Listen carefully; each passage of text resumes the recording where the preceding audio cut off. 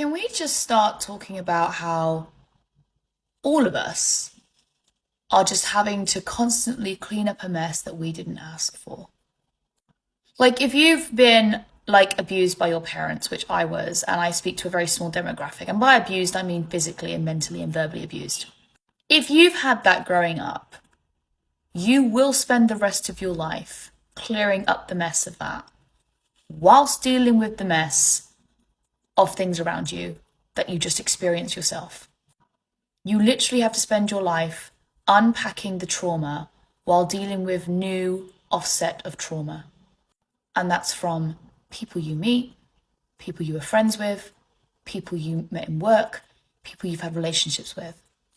But the beautiful thing about being responsible for that and unpicking it and learning tools in order to survive through it is that if you've truly understood that that mess was never yours to begin with and you're just doing the best you can, you just don't push that onto other people.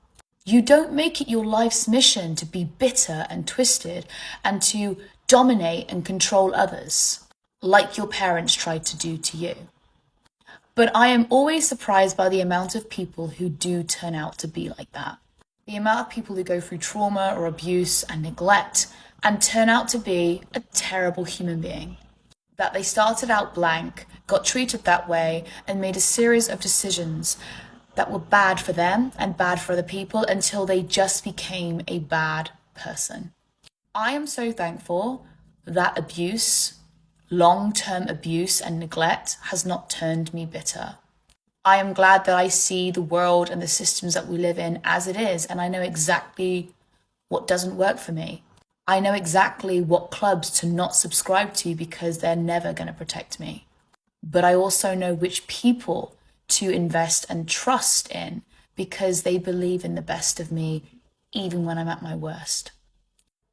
People need to start being more responsible for their own mess that's a result of the mess they never asked for.